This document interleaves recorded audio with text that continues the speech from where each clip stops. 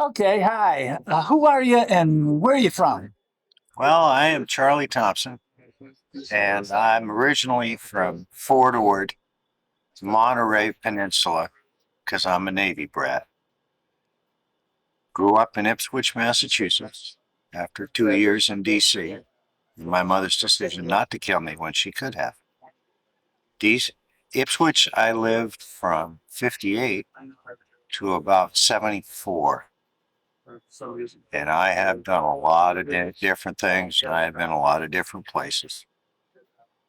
You said you were a computer tech guy? Most of my career, I was in computer science, starting out operations, went through programming, design, performance management, network management, wound up doing a great job for a company that piped out all the data from Formula One races all around the world. That was the best job. But also, I have guarded nuclear bombs for Curtis LeMay. I have raced cars, I've raced motorcycles. I lived in Melbourne, Australia. Lived a lot of different places. Um, but I always come back to Essex County here in eastern Massachusetts. It's where my roots are, and it's where I've retired, where I've been the last 6 years, right here. And uh, and how has the climate changed since you were a kid? As a single individual, it's difficult for me to determine what events that I've experienced should be part of that answer and what would have occurred with or without. As a grown up student, curious person, my direct experience is polluted by a lot of secondhand knowledge. For example, the Great Blizzards, 1968, 22 feet of snow. 1978, 18 feet of snow. Haven't had one for quite a while.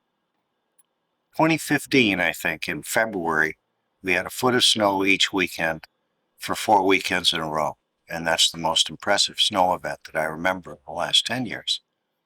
Maybe when I was younger, I was smaller so that the snowbanks looked taller, but I don't think so.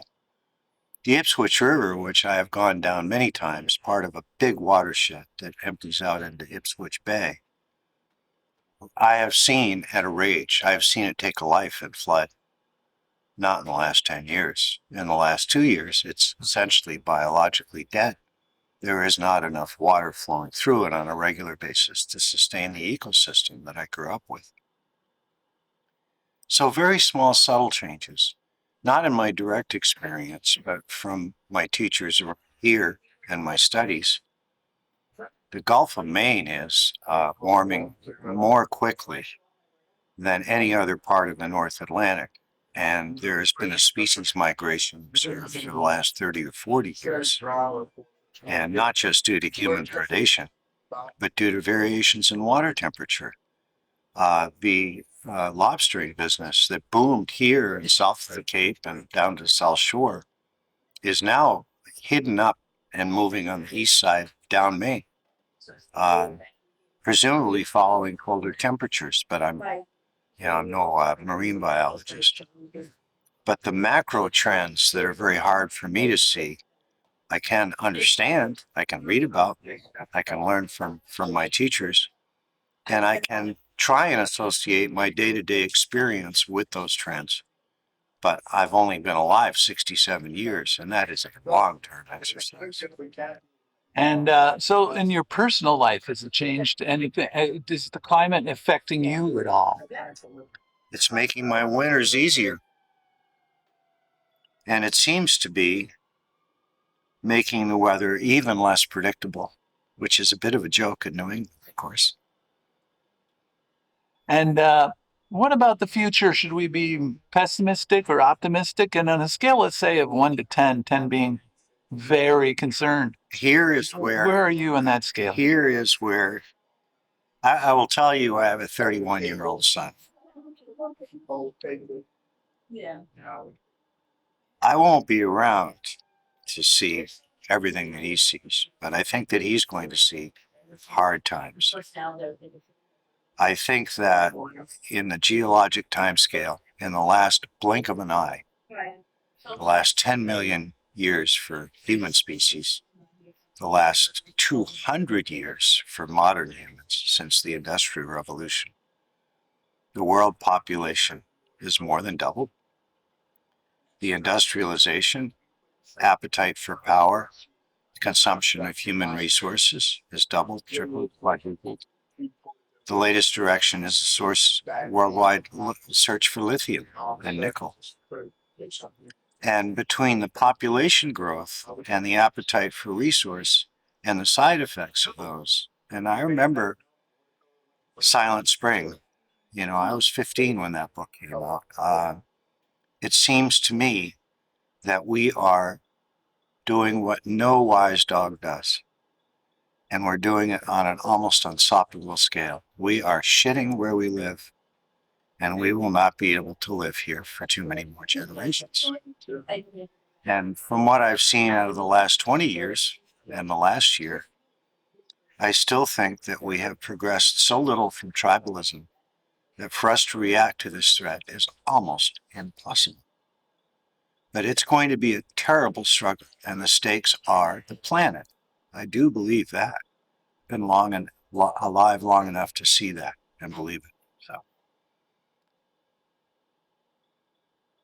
All right. We're here at the crow's nest. Well, by the way, so on a 1 to 10, I would guess you're near 10 on that scale. Over a period of a century or so, I'm not sure that I see a way out. I think that it's going to get very, very difficult. I think global famine, and I think our inability to manage food distribution on a global basis. I'm expecting everything 20 degrees south or 20 degrees north of the equator, much of which is uninhabitable now, to become completely uninhabitable. Food sources will have to be relocated. The breadbasket of the United States is going to wind up in Canada. How do we manage these economic tectonic shifts without war? It's probably for me the greatest challenge that I've ever seen. Wow. Here from the crow's nest in Gloucester. How do you pronounce the name of the town? Gloucester. Gloucester? No, Gloucester. Gloucester. Glosta. Gloucester. Very good. On the 14th of November. I'm not even going to attempt it. I'm always wrong. But fantastic. Thank you for that unique perspective. Thank you again. Sorry to be so depressing, but Thank you. Bye-bye.